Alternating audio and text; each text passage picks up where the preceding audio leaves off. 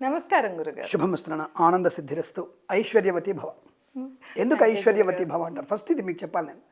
ఐశ్వర్యం అంటే అందరు డబ్బులు అనుకుంటారు. డబ్బులు కాదు. మీరు ఎప్పుడు కూడా ఎనర్జెటిక్గా ఉండాలని, సంతోషంగా ఉండాలని, మీ ఇంట్లో పిల్లా పాపలతో ఎప్పుడు కళకళలాడుతున్నారని, ఎప్పటికి కూడా భార్యాభర్తలు బాగుండాలని, మీరు బయటికి వెళ్ళిన తర్వాత 10 మందిలో అటువంటి చిరుమందహాసంతో అందరిని పలకరించాలని, అందరూ మీతో అలాంటి అటాచ్మెంట్ ఉండాలనే ఐశ్వర్య ప్రాప్తి. ఐశ్వర్యం అంటే ఆనందంగా ఉండడం. ఆనందంలో ధనం కూడా ఉంది. అందుకే మేము ఎప్పుడు మిమ్మల్ని ఐశ్వర్య ప్రాప్తి రస్తు అని అంటుంటాను నేను. మాకు ఇవాళంతా చాలా బాగుంటుంది. అయితే తప్పకుండా బాగుంటుంది, తప్పకుండా బాగా ఉంటుంది. పొద్దునే మీరు ఆశీర్వదించారు, అది చాలా శుభంగా ఉంది మాకు. తప్పకుండా తల్లి. గురుగారు, ఇప్పుడు నేను అడగపోయేది వచ్చేసి అఖండ 2 గురుగారు. అఖండ 2 తాండవం.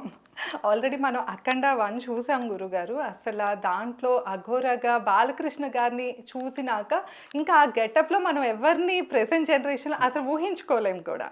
అలాంటి క్యారెక్టర్ చేశారు అసలు. అలానే సనాతన ధర్మం గురించి అఖండాలో ఎంతో గొప్పగా చూపించారు గురుగారు. ఇప్పుడు అఖండ 2 ట్రైలర్ చూస్తేనే మనకు ఆ విషయం అర్థమైపోతుంది. ఆ ఘోర గెటప్ కానీ, ఆ ట్రైలర్ సనాతన ధర్మం యొక్క గొప్పతనాన్ని ముఖ్యంగా ఈ జనరేషన్కి తెలియాలి గురుగారు.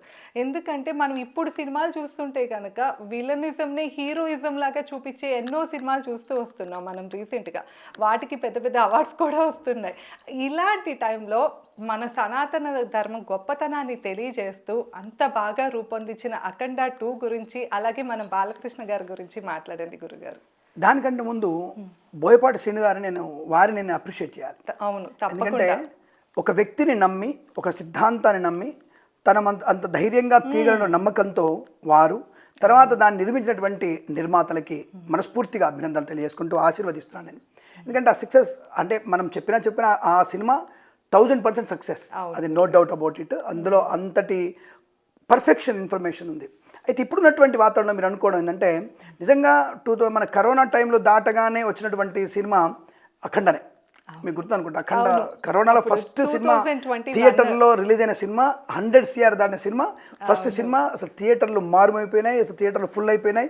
ఆ ధైర్యంతోనే సినిమాలు వచ్చాయి. అది 1 వీక్ తర్వాత 10 డేస్ తర్వాత వెళ్తే ఏమవుతుందేమో, అక్కడ కానీ కరోనా వస్తే ఇబ్బంది అవుతుందేమో, మళ్ళీ స్ప్రెడ్ అవుతుందని చెప్పేసి అసలు డేర్ చేసి పంపించినటువంటి వీళ్ళకి మనం అప్రిషియేట్ చేయాలి మనం. ఎందుకంటే అటువంటి ఒక సినిమా. రెండవది, నిజంగా మరి వాళ్ళ జీన్స్లలో ఉందో లేదా వారి యొక్క తాతల ముత్తాతల యొక్క డిఎన్ఏ అంటారు కదా, నిజంగానే ఆయన ప్రతిసారి చెప్తుంటాడు,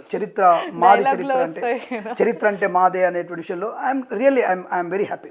అంటే మిగతా వాళ్ళని నేను కాదని చెప్పట్లేదు. ఇప్పుడు మెగాస్టార్లు వాళ్ళు, రామ్ చరణ్ నటించే పెద్ద సినిమా కానివ్వండి, అలాగే మన అల్లు అర్జున్ నటించే సినిమాలు కానివ్వండి, మనకి ఇప్పుడు రేపు వారణాసిలో మరి రాముడిగా మనం ఎలా చూడబోతున్నాం మహేష్ బాబు అనేది విషయం, మన తెలుగు వాళ్ళ గురించి మనం బ్రహ్మాండం. అయితే ఇక్కడ మిరాయి సినిమాలు కూడా మీరు చూడండి, అంటే అక్కడి నుంచి కూడా ఒక పాజిటివ్ ఎనర్జీ. అంటే ఇలా ఈ సనాతన ధర్మం గురించి ఒక ఎరా స్టార్ట్ అయింది. ఒక ఏరియా అంటారు కదా, ఒక ఇయర్లో అంతా నక్సలైట్ల గురించి, ఒక ఇయర్లో మొత్తం దోపిడీ దొంగ గురించి, ఒక ఇయర్ మొత్తం చిలిపి చేష్టల హీరోల గురించి, ఒక డిఫరెన్స్, ఒక ఇయర్లో లవ్ మ్యారేజెస్, లవ్ సినిమాలే ఇలా వచ్చినటువంటిది. మరి ఈ 2-3 ఏళ్ల నుంచి 2-3 ఏళ్ళు దాదాపుగా ఈ సనాతన ధర్మం గురించి అందరూ కూడా భుజానికి ఎత్తుకున్నారు. అందుకే అందరినీ నేను అప్రిషియేట్ చేస్తూ, అంటే నా ధర్మాన్ని మీరు చూపిస్తున్నారు, ధర్మాన్ని మీరేం తయారు చేయట్లేదు, ఆ విషయం క్లారిటీ చూపిస్తున్నారు, చేస్తున్నారు. అందుకనే ఇప్పుడు దాంట్లో నెంబర్ 1 పొజిషన్ ఉండేవారు బాలకృష్ణ గారు. మీరు అన్నట్టుగా నెంబర్ 1. ఎందుకంటే తండ్రి నుంచి పుణికి పుచ్చుకున్నటువంటి సంపూర్ణ లక్షణం, నట ఆహభావాలన్నీ కూడా అతనిలో తప్ప ఇంకొకరిలో చూసే అవకాశం లేదు. పౌరాణికంలో కానీ, జానపదంలో కానీ, మీరు టాప్ హీరో చూసుంటారు. మీరు టాప్ హీరో సినిమాలో ఎంతటి గందరగోళంగా ఉంటాడు. అలాగే ముద్దుల మావయ్య సినిమాలు చూసినప్పుడు ఎంత రెస్పాన్సిబిలిటీ ఉంటాడు. ఆయన చేసేటువంటి ఆ యొక్క కంటెంట్, దాని ఉండేటువంటి కాన్ఫిడెన్స్, అంటే ఏ పాత్రైనా సరే కాన్ఫిడెంట్గా ఉంటుంది. అయితే 369 సో డిఫరెంట్. అక్కడ 2 సబ్జెక్టుల మీద, ఒకడు 2020లోంచి వచ్చినటువంటి నేను, మీరేమో శ్రీకృష్ణదేవరాయలు, మీరు విజయరాజుల కాలం నాటిది. ఆ ఇద్దరు కాంబినేషన్లో అక్కడ మీరు బాగా చూడండి, 2 బాగా గుర్తుపెట్టుకోండి. 369లో అతను కృష్ణదేవరాయలు ఉన్నటువంటి ఆయనకి ఉండేటువంటి మువ్వలు కూడా ఆయన కదలికలతో ఆ మువ్వలు బాగా కదులుతాయి. అవును, అది మీరు అంటే ఈ అబ్జర్వేషన్ బాగా ఉంటుంది, అంతటి కదలిక. ఇక్కడ ఈ చంద్రమోహన్ గారితో తొకమేక తొకమేక మేక తొకమేక మేకతో కకతోక మేక అనేటువంటి పాడుతున్నప్పుడు అతని ఆహాభావాలు, చంద్రమోహన్ ఆభావాలు, అంటే ఈ రెండింటి కాంబినేషన్లో ఐఎమ్ అప్రిషియేట్. అంటే వాటి నటన గురించి చెప్తున్నాను నేను. అంటే మనకి ఉన్నటువంటి విషయం చెప్తున్నాను. అటువంటి వ్యక్తి అఖండలో తను ప్రూవ్ చేసుకున్నాడు. అతను ప్రూవ్ చేయక్కర్లేదు, బోలెడు సినిమాలు తీసి ప్రూవ్ చేసుకున్నాడు. ఇప్పుడున్నటువంటి అఖండ తాండవం ఇది మాత్రం ఒక తన నభూతో నా భవిష్యత్తు తనకి, నేను అనేది బాలకృష్ణ గారికి, ఆయనకే నభూతో నా భవిష్యత్తు. ఇంకా నెక్స్ట్ సినిమాలు చేస్తాడు అలాంటివి చేయడా తెలియదు, కానీ ఈ సినిమానికి నభూతో నా భవిష్యత్తు అనుకున్నటువంటి ఈ టైంలో ఒక పేజీ అంటే ఒక పుస్తకాన్ని పెట్టుకున్నాడు. ఆయన అందరు పేజీ అంటారు, ఒక పుస్తకాన్ని పెట్టుకున్నాడు. తనకి ఈ అఖండ తాండవం ముందు, అఖండ తాండవం తర్వాత అనేది ఒక పుస్తకమే పెట్టుకున్నాడు. కాబట్టి అంటే మనం చూసే ట్రైలర్లోనే అందులో నాకు తెలిసి ఈ యొక్క తీవ్రవాదుల్ని కూడా బలి ఇవ్వడం అనేది ఒక రకంగా త్రిశూలానికి బలిస్తుంటాడు, అది కూడా చూపించారు దాంట్లో.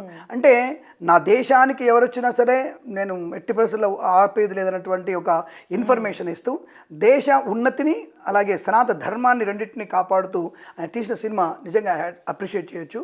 అంటే సరే వయసు పెద్దదే, టు బి హానెస్ట్, వయసు దాచుకునేది కాదు, కానీ ఆ వయసులో తను మంచులో కొండల్లో ఉండి చలికి గడ్డ కట్టుకుంటున్నప్పుడు ఆయన కేవలం చొక్కా లేకుండా కేవలం కండువా మీదనే కొన్ని చేసిన సీన్లు ఉన్నాయని చెప్తున్నారు వాళ్ళు చెప్పినటువంటి మేకింగ్ ఆర్టిస్టులు వాళ్ళు చెప్తున్నారు.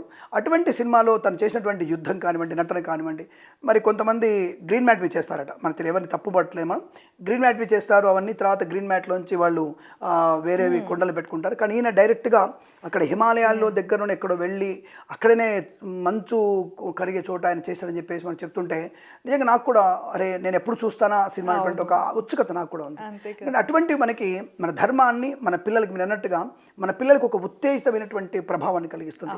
ఇప్పుడు శ్రీరామరాజ్యం తెలుసుకున్న తర్వాత పిల్లల్లో రామాయణం గురించి బాగా వచ్చింది. శ్రీరామ నయనతార మన బాలయ్య బాబు చేసినటువంటి శ్రీరామరాజ్యం తర్వాత చాలా మంది పిల్లలకి ఆ రామాయణం గురించి కొంత విషయం బయటకు వచ్చింది. అంటే ఒక నిద్రావస్థటువంటి బాల్యం మన పిల్లలది. రామాయణం అంటే ఏంటి, అమ్మవాళ్ళు ఎంత చెప్పినా ఏదో విన్నారు, కానీ రామాయణ సినిమా చూసిన తర్వాత ఆ రాముడు నడిచిన తీరు, ఆ రాముడి పాటలు, నిజంగానే సినిమాలు కథలు ఇవన్నీ చాలా ప్రభావం చూపిస్తాయి గురుగారు. మనకి ఏంటంటే ప్రెసెంట్ ఉన్నది దాన్ని బట్టి యూత్ కూడా చెడిపోవాలన్నా లేకపోతే సన్మార్గంలోకి రావాలన్నా సినిమాలు కూడా ఎంతో కొంత ప్రభావం ఉంటాయి. ఆ టైంలో ఇలాంటి సినిమాలు రావటం వల్ల అప్రిషియేటర్ ఉంటుంది చాలా. సో దానివల్ల అంటే మతచాంద స్వవాదులను వాళ్ళ కుర్రలోకి వెళ్లకుండా మన ధర్మం ఏంటి, మనం ఎలా ఉండాలి, నడబడితే ఎలా ఉన్నటువంటి విషయాల్లో వాళ్ళు ముందుకు రావడం అనేది నాకు అఖండ తాండవం సినిమా అద్భుతమైనటువంటి ఒక ప్రయోజనం. సరే దాంట్లో ఎవరినట్టు ఎట్లా ఉంది, దాని మీద మీమ్స్ వేస్తారు, ఎలా వేస్తారు తర్వాత విషయం, కానీ దాంట్లో తప్పులు వెతకకుండా ఉన్న విషయాన్ని కంటెంట్ని ఎలా మనం ప్రజెంట్ చేసాం, దాన్ని ఎలా స్వీకరిస్తున్నాం, ఇదే కావాలి తప్ప దాని గురించి మీమ్స్ వేసేసి దాని డెవలప్మెంట్ అది ఒక అసహ్యమైనటువంటి మన కుచిత ప్రభావం ఉంటుందని అటువంటి వాటికి మీకు కాకుండా సినిమాని సినిమా పరంగా చూస్తే చాలా బాగా ఉంటుంది. అది కామెడీ సినిమా కాదు, మన సనాతన ధర్మ విషయ పరిజ్ఞానంకు తీసుకున్న సినిమా కాబట్టి ప్రతి ఒక్కళ్ళం దాన్ని చూసి మనం అప్రిషియేట్ చేయాల్సిందే. సరే లోపాలు ఉంటే మనం చెప్పాలి, సినిమా తోక అది అంటారు కదా, మనకి ఇదివరకు కొంతమంది డైరెక్టర్లు సినిమా తీసి లోపాలు ఉంటాయి, అంటే ఒక సినిమాని పూర్తి వ్యతిరేకంగా తీయడం, ఎప్పుడంటే హీరోలని విలన్ని మన రామాయణ గ్రంథాల్లో భారత గ్రంథాల్లో విలన్ని హీరోలు చేయడం అనేది అది తప్పు. ఎందుకంటే దాంట్లో కూడా మనకి పాపం సీనియర్ ఎన్టీఆర్ గారు తప్పుపడ్డారు. ఎందుకంటే దానవీర శూరకర్ణ ఆయన ఒక హీరోని చేసేసారు. యాక్చువల్గా కర్ణుడు ఎప్పుడు కూడా హీరో కాదు, ఈజ్ అ విలన్లో బెస్ట్ విలన్ ఆయన. ఈ విలన్లలో కర్ణుడు బెస్ట్ విలన్. కాబట్టి ఆ విషయాన్ని మనకి చదువుకున్న విజ్ఞులందరూ కూడా చెప్తారు. కాబట్టి దాని మీద పెద్ద పెద్ద వాళ్ళు దాని మీద ప్రజెంట్ చేశారు, ఇది కరెక్ట్ కాదా చెప్పండి అని చెప్పి. ఎందుకంటే అంటే అందరూ తెలిసిన విషయమైనా ఈ ద్రౌపదిని పీరియడ్స్లో ఉన్న టైంలో సభకు పీక్కురా నగ్నంగా తీసుకురా అని చెప్పినటువంటి వ్యక్తి ఆయన. ఎవరు? కర్ణుడు. నగ్నంగా తీసుకురామని చెప్తాడు. సో అటువంటి వ్యక్తి హీరో ఎట్లా అవుతాడు? ఇప్పుడు కొన్ని చాప్టర్స్ ఉంటాయి, అన్నిటిని కలిపిన తర్వాత క్యారెక్టర్ వస్తుంది. So different of chapters they will create character. అలాంటి దాంట్లో ఆయన 7 పాయింట్స్లలో నువ్వు 6 నెగిటివ్గా ఉండి ఒక్క పాయింట్తోనే దానం ఇచ్చే గుణంలో కరెక్ట్గా ఉంటారంటే అది కరెక్ట్ కాదుగా. కాబట్టి 6లలో ఆయన ఫెయిల్, ఎక్కడ కూడా ఆయన ఫెయిల్ అవున్నాడు. పుట్టుకలో ఫెయిలు, తన జీవనంలో ఫెయిలు, తను ఇచ్చినటువంటి ప్రామిస్లలో ఫెయిలు, ఎక్కడైనా తను ఫెయిల్. అంటే ఒక చెడ్డవాడి ధర్మం అంటే ఏమిటి? చెడ్డవాడికి వ్యతిరేకంగా ఉండాల్సిందే ఎప్పటికైనా సరే. ఆ చెడ్డవాడికి వ్యతిరేకంగా ఉన్నప్పుడే దేవుడు అవుతాడు. అందుకే కృష్ణుడు దేవుడు అయినాడు, ధర్మం వైపే ఉన్నాడు. కాబట్టి ధర్మానికే ఇప్పుడు ఎంత ఉన్నా సరే, నికృష్టంగా ఉన్నా సరే మన ధర్మాన్ని మనం పాటించాలి. అందుకే అంటాడు స్వధర్మే నిధనం యాంతి పరధర్మో భయావహ. పరధర్మం ఇప్పుడు ఎంత మంచి కనపడ్డా సరే అది భయాన్ని కలిగిస్తుంది మనకి. కాబట్టి జాగ్రత్తగా ఉంటూ సనాతన ధర్మాన్ని గౌరవించే ప్రతి ఒక్కళ్ళు కూడా అఖండ తాండవం సినిమాలో నేర్చుకోవాల్సింది, నేర్చుకోబోతున్నది కూడా, అంటే వాళ్ళని ఇచ్చినటువంటి మాటల్ని బట్టి ఎంతో ఉంది అందరూ అనే విషయం మాత్రం బయటపడుతోంది. తొందరగా మనం కూడా December 4 ప్రీమియర్ షో, December 5 మొత్తం విశ్వంలో విడుదలవుతుంది. విశ్వం మొత్తంలో జపాన్, ఇటలీ, అమెరికా ఇలా అన్ని చోట్ల విడుదలవుతుంది అది. కాబట్టి చూద్దాం అఖండ విజయం అంటే ఎన్ని రికార్డ్స్ బద్దలు కొడుతుందో, విజయం సాధిస్తుంది కాదు, ఎన్ని రికార్డులు బద్దలు కొట్టబోతుందో చూసే ప్రయత్నం చేద్దాం. అంటే కొంత అనొచ్చు, ఇప్పుడు ఏంటి మీరు అఖండ తాండవ సినిమాకి ప్రమోషన్ చేస్తున్నారా, డబ్బులు ఎంత అడగొచ్చు. మాకు అటువంటి అవసరం లేదండి. మేము కేవలం ధర్మం గురించి చెప్పినటువంటి ఒక వ్యక్తిని అప్రిషియేట్ చేయడానికి, ఆయన ఆశీర్వదించడానికి మేము ముందుకు వచ్చాం. కాబట్టి ఈ సినిమా బోయపాటి శ్రీని గారికి, బాలయ్య బాబు గారికి, నిర్మాతలకి ఓ మైలురాయిగా నిలబడుతున్న విషయంలో మాత్రం అద్భుతంగా చెప్పవచ్చు మనం. అంతే, వాళ్ళందరూ ఏ జన్మలో చేసిన పుణ్యం అదృష్టం వలన ఇలాంటి మూవీ తీయాలన్న ఐడియాను వచ్చింది, అట్లాగే తీశారు కూడా గురుగారు. ఇక్కడ చూడండి, ఇలాంటి సినిమా తీస్తున్నప్పుడు నిర్మాతలు కానీ దర్శకులు కానీ మాట తులకూడదు. నువ్వు దేవుడి మీద పేరు పెట్టుకొని దేవుడి మీద సంపాదించుకుంటూ మొత్తం అల్టిమేట్ చూస్తే వ్యాపారమేగా. అసలు నువ్వు చేసుకునేది అఖండ తాండవం కానీ, వారణాసి కానీ, మిరాయి కానీ, ఇంకోటి ఏదైనా కానీ, ఇంకేదైనా సరే వ్యాపారమేగా. సరే డబ్బులు పెట్టావు, డబ్బులు సంపాదించుకుంటాం. దాన్ని అలా చేస్తూ దేవుడి ఆధారంగా దేవుడి మీద బతుకుతూ దేవుడి పేరు చెప్పుకుంటూ మళ్ళీ ఆ దేవుడిని స్టేజ్ మీద ఇన్ఫ్లుయెన్సర్గా ఉండి నాకు నమ్మకం లేదు, అది లేదని చెప్పేటువంటి వ్యక్తుల్ని అప్రిషియేట్ చేయాలి. ఇది అది రాంగ్ ఇన్ఫర్మేషన్ వెళ్తుంది అది. కాబట్టి మీరు నమ్మకపోతే మీ ఇంట్లో చెప్పుకోండి, అంతే, మీకు ఆ ఇబ్బంది లేదు. మీరు ఇంట్లో మీ ఆవిడ ముందు లేకపోతే మీ కుటుంబం చెప్పుకోండి తప్ప అనవసరంగా వేరే చెప్పకూడదు. సినిమా గొప్పది, తీయబోయేటువంటి సినిమాలు గొప్పవి, అటువంటి సినిమాకు తగ్గట్టుగా మాట్లాడాలి ఇన్ఫ్లుయెన్సర్గా. దానివల్ల ఏంటంటే సామాన్య నీ మీద ఉండేటువంటి ఒక గ్రూప్కి, నీ మీద ఉండేటువంటి గ్రూప్తో వాళ్ళు కూడా నాస్తికులు అయిపోయే అవకాశం ఉంటుంది. నువ్వు సమాజాన్ని చెడగొట్టావా, నువ్వు సమాజాన్ని చెడగొట్టే అవకాశం నీకు లేదు, అర్హత కూడా లేదు నీకు. నువ్వు ఏ డైరెక్టర్ కొద్ది పెద్ద డైరెక్టర్గా తోపుగా నాకు సంబంధం లేదు, కానీ అక్కడ వరకే ఉండాలి. ఆ విషయాన్ని గమనించుకుంటే మంచిది. ఎందుకంటే ఆ డైరెక్టర్ ఆ మాట అన్నప్పుడు కూడా ఆయన శివభక్తుడు. Rajamouli is the very great శివభక్తుడు. కర్ణాటకలో పుట్టాడు ఆయన. కర్ణాటక దగ్గర ఆయన పుట్టిన ఊరి దగ్గర ఒక శివాలయం ఉండేది. వారి ఊరి దగ్గర ఒక నాకు తెలిసి 30 మైళ్ళ దూరం ఉండేది. ఆయన 6 months కంటిన్యూగా వాళ్ళ అమ్మ కోసం అభిషేకాలు చేశాడు ఆయన. ప్రతిరోజు నీళ్ళు మోసుకెళ్ళి శివుడికి అభిషేకం చేశాడు. నేను దేవుడిని నమ్మను అని ఫస్ట్ ఒక ట్యాగ్ లైన్ చెప్పి అప్పుడు చెప్పారు కదా. అదే అంటాను. తర్వాత నీకేమైందో, ఇప్పుడు చాలా మంది ఉంటారు కదమ్మా. ఇప్పుడు సహజనట్ అని చెప్పేసి జయసుధ గారు వచ్చేసి మొత్తం ఎంజాయ్ మొత్తం చేసి డబ్బులు సంపాదించుకున్న తర్వాత నేను క్రిస్టియన్గా మారిపోయినా అని, రాజ్ అనే హీరో వచ్చేసి నేను కూడా క్రిస్టియన్గానే మారిపోయిన తర్వాత అని, ఇప్పుడు ఏఆర్ రెహమాన్ ముస్లిమ్స్కి వెళ్ళి అని చెప్పేసి, మరి వాళ్ళ ఫ్యామిలీ మొత్తం హిందువులే ఉన్నారు. మిగతా వాళ్ళందరూ, ఆయన ఒక్కడు మాత్రమే దాంట్లోకి వెళ్ళిపోయాడు, మిగతా వాళ్ళందరూ ఫ్యామిలీలో ఉన్నారు, మరి వాళ్ళందరూ హిందువులుగా ఉన్నారు. మరి అలాంటప్పుడు వ్యక్తులకి అది వాళ్ళ ఇష్టం, దానికి కాదనట్లేదు. ఆవిడ బట్ చాలా మందికి there is no information. Rajanandini is not a Hindu. ఎవరు సార్? రాజనందిని గారు, రాజమౌళి గారు అమ్మగారు హిందూ కాదు ఆవిడ. So that is a different thing. Because of ఆవిడ వేరే కమ్యూనిటీ. సో ఎవరనేది వాళ్ళ పర్సనల్ విషయం, నేను అది చెప్పట్లే. బట్ ఆవిడ డీన్స్ రావచ్చుగా, ఆవిడ డిఎన్ఏ ఆవిడ జీన్స్ వచ్చి ఉండొచ్చు కదా, కాదని నాకు లేదు అక్కడ.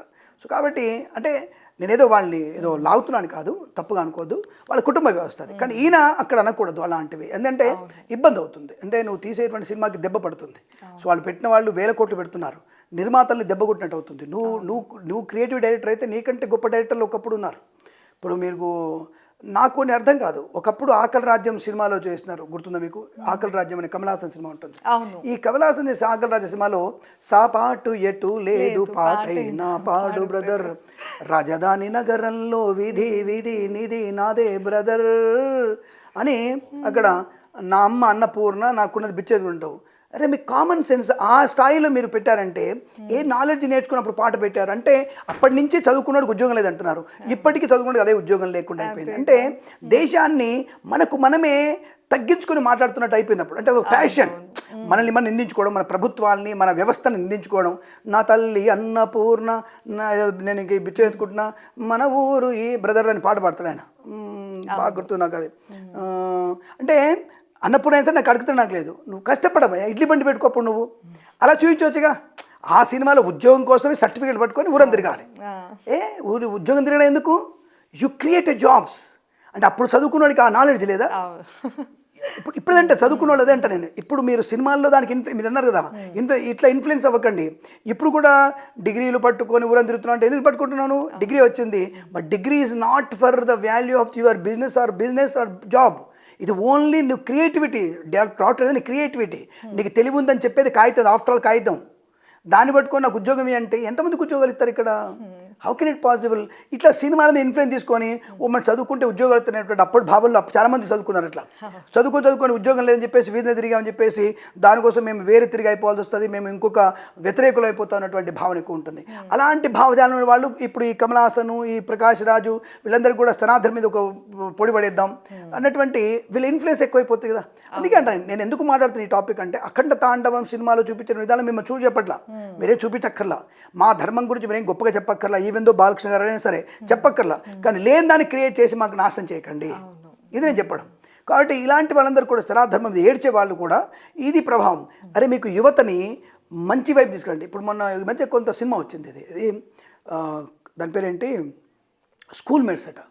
ఇదివరకే ఒక చిత్రం తగలబడింది, ఒక సినిమా తగలబడింది, చిత్రం అనే సినిమా తీసి ఓపెన్ చెప్తున్నాను మన ఛానల్ ద్వారా. చిత్రం అనే సినిమా వచ్చేసి ఇంకా ఇప్పుడు రిలీజ్ లేదు కాబట్టి చెప్తున్నాను నేను. దాంట్లో అమ్మాయికి 9వ తరగతి 10వ తరగతి గర్భంతో క్లాస్కి వస్తుంది ఆవిడ. ఇదా మీరు చెప్పేది? ఇదా మీ క్రియేటివిటీ? చిత్ర సినిమా చూసారుగా మీరు? దాంట్లో ఉదయ్ కిరణ్ హీరో, ఆ పిల్లదో హీరోయిన్, వాళ్ళిద్దరు వచ్చేసి గర్భంతో ఆవిడ స్కూల్కి వస్తుంది, 9th క్లాస్. మళ్ళీ అది ఫ్రాక్ వేసుకొని వస్తాను స్కూల్కి, ఇంత పుట్ట వేసుకొని వస్తుంది. అంటే మీరు ఏం చెప్తున్నారు? అట్లాంటి సినిమా ఇప్పుడు స్కూల్ మేట్స్ అనే సినిమా వచ్చింది. ఈ సినిమా వల్ల చూసి ప్రభావంతోనే అప్పుడు జరిగిన చిత్ర సినిమా ప్రభావమే మొన్న 2 పిల్లలు పారిపోయి వచ్చేసి కొత్తగూడలో, తుక్కుగూడలో రూమ్ కోసం 13 ఏళ్ల పిల్లగాడు, 14 ఏళ్ల పిల్ల, వీళ్ళిద్దరికి కనీసం యవ్వనం కూడా రాలేదు, వారికి కనీసం యవ్వనం రాదు ఇప్పటికీ. వాళ్ళు వచ్చేసి పారిపోయి 10,000 దొంగతనం చేస్తున్నాడు, వాడు దొంగగా మారాడు, ప్లస్ లేచిపోవడం నేర్చుకున్నాడు సమాజానికి వ్యతిరేకంగా. సినిమాలు అంత ఇది ఎవరి ప్రభావం ఇది? నేను ఇప్పుడు చెప్తున్నాను కదా, మీరు సినిమా వల్ల చెడిపోతారంటే చెడిపోయే అవకాశం ఉంది. మరి సినిమాలో అపరిచితుల వల్ల బాగుపడొచ్చు అంటే డైరెక్టర్లు మళ్ళీ మేము అపరిచితుల సినిమా తీసాం, దానివల్ల బాగుపడ్డ వాళ్ళు కూడా ఉన్నారు. భారతీయ సినిమా వల్ల బాగుపడ్డ వాళ్ళు కూడా ఉన్నారు, లేరని చెప్పట్లే. వాళ్ళకి మనం తప్పు చేస్తున్నటువంటి భావనతో బాధపడ్డ వాళ్ళు ఉన్నారు, బయటకు వచ్చిన వాళ్ళు కూడా ఉన్నారు. అంటే వాళ్ళు ఇచ్చే మెసేజ్ అనేది కరెక్ట్గా తప్పుగా ఉండాలి, అంటే తప్పకుండా ఉండాలి, తప్పుగా ఉండకూడదు. ఆ విషయాన్ని గమనించుకుంటే మంచిదని. అఖండ తాండవం గురించి అంటే మనం ఏదో మీద ప్రమోషన్ చేయట్లేదండి, తప్పకుండా వాళ్ళు అంటే అన్ని సినిమాలు ఇప్పుడున్నటువంటి విడుదలయ్యే అన్ని సినిమాలు కూడా సంపూర్ణ విజయం సాధించాలని కోరుకుంటూ, రాబోయే సినిమాలు విజయం సాధించాలని ఒక మెసేజ్ గురించి ఇవ్వండి. ఓకే, సరదా కామెడీ ఉంచండి, కానీ కామెడీలో ఎవరి మనోభావాలు దెబ్బతీయకండి. ఆ విషయం గమనించుకుంటే మంచిదన్న విషయాన్ని గమనిస్తూ సర్వే జనా సుఖినో భవంతు, లోక కళ్యాణం. ధన్యవాదాలు గురు. Thank you.